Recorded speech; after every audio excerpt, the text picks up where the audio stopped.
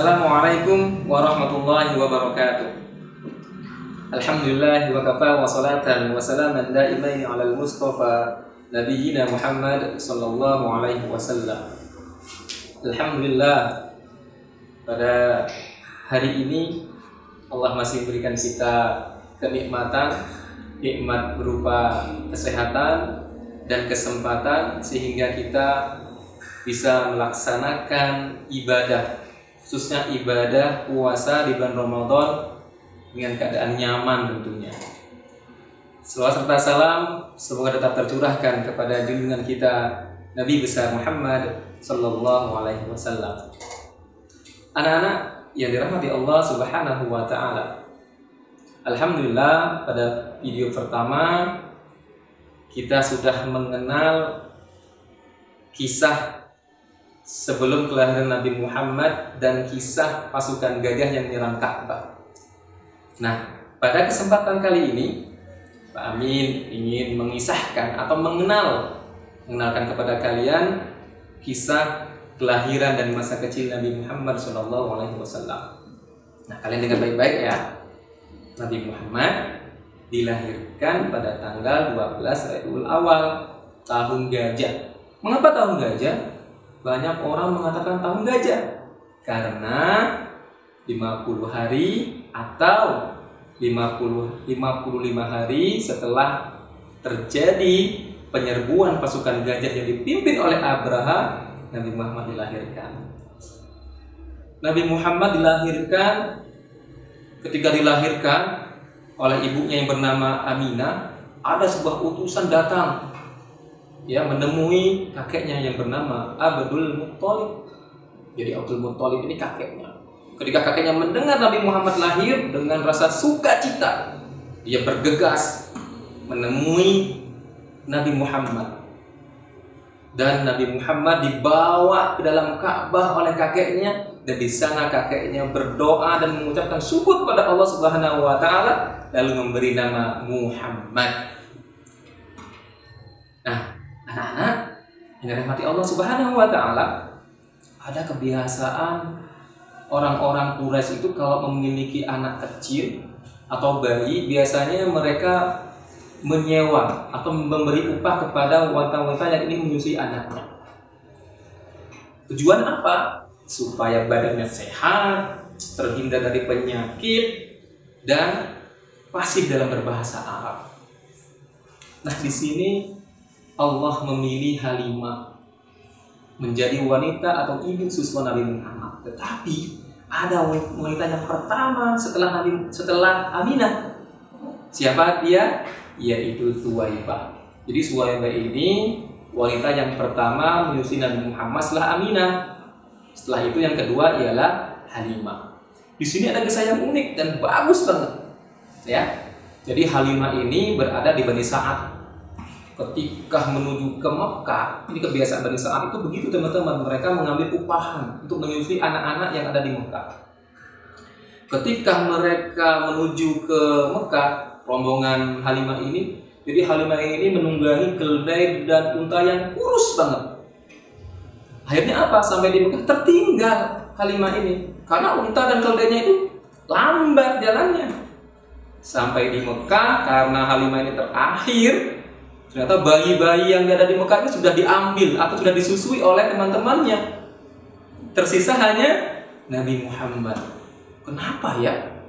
Kok teman-temannya Halimah nggak mau menyusui Nabi Muhammad? Karena mereka tahu Nabi Muhammad itu anak yatim, dan anak yatim itu pasti upahnya kecil karena bapaknya tiada, bapaknya sudah tidak ada bapaknya.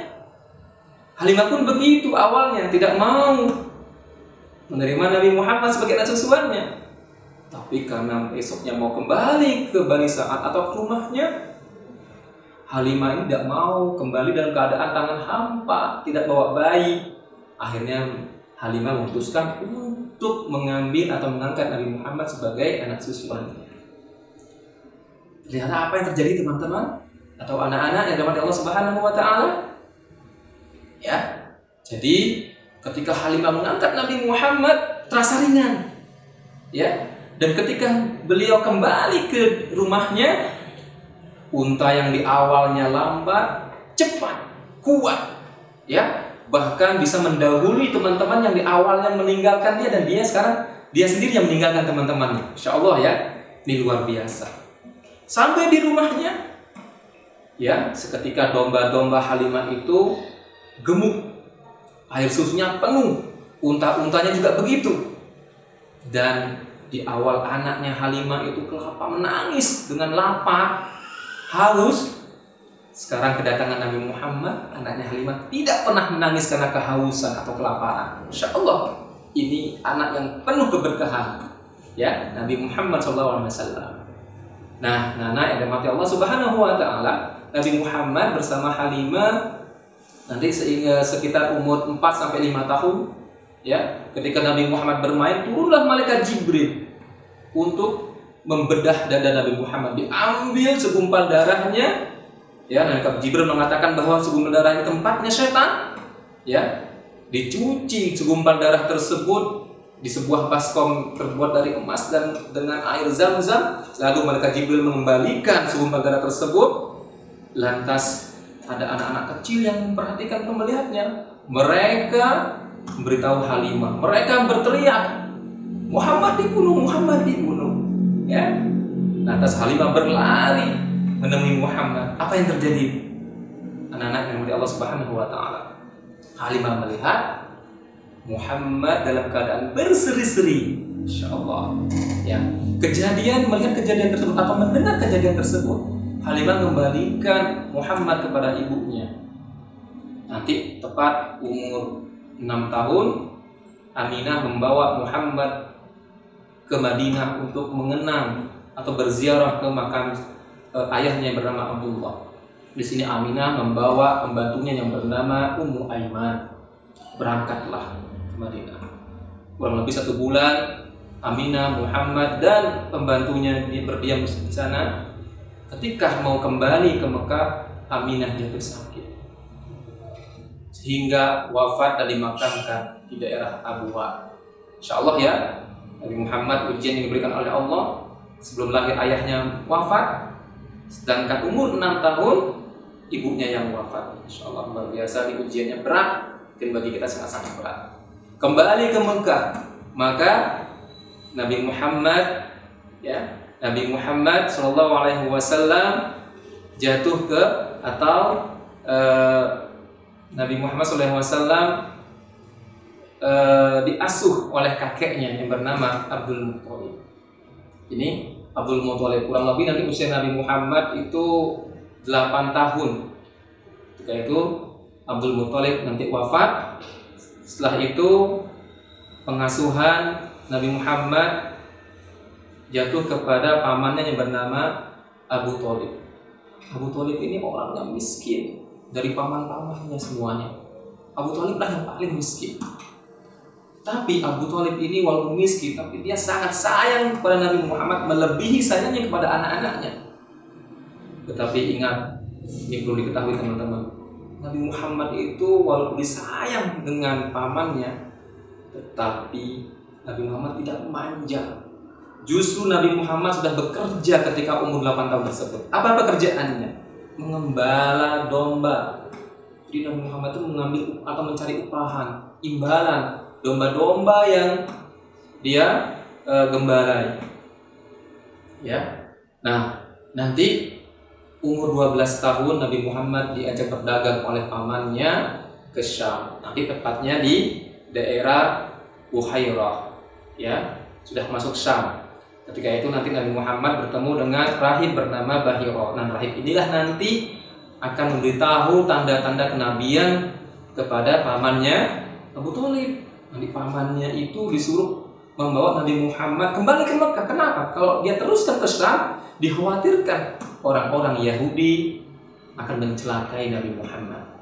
Nah, teman-teman, ini kisah yang bisa Pak Amin sampaikan. Apa pelajarannya teman-teman? Atau anak-anak yang dapat Allah Subhanahu Wa Taala?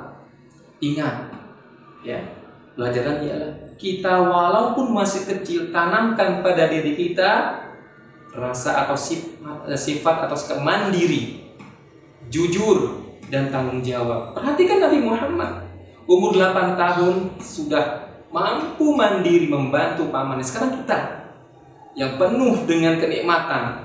Orang tua kita dan memberikan banyak fasilitas. Sekarang apa yang kita lakukan? Minimal kita membantu orang tua kita di rumah, membersihkan rumah, mencuci peralatan makan kita sendiri, atau membersihkan tempat tidur kita, dan lain sebagainya. Ya, hormat kepada orang tua. Karena apa? Kenikmatan yang sudah diberikan Allah melalui orang tua kita sudah kita dapatkan banyak. Ya, insya Allah ya teman-teman ya. Nah, itu yang bisa kami sampaikan. Anak-anak kepada Allah Subhanahu wa taala, jangan lupa sikap mandiri, jujur, dan tanggung jawab kita tanamkan mulai saat ini. Kurang lebihnya kami mohon maaf. Wassalamualaikum warahmatullahi wabarakatuh.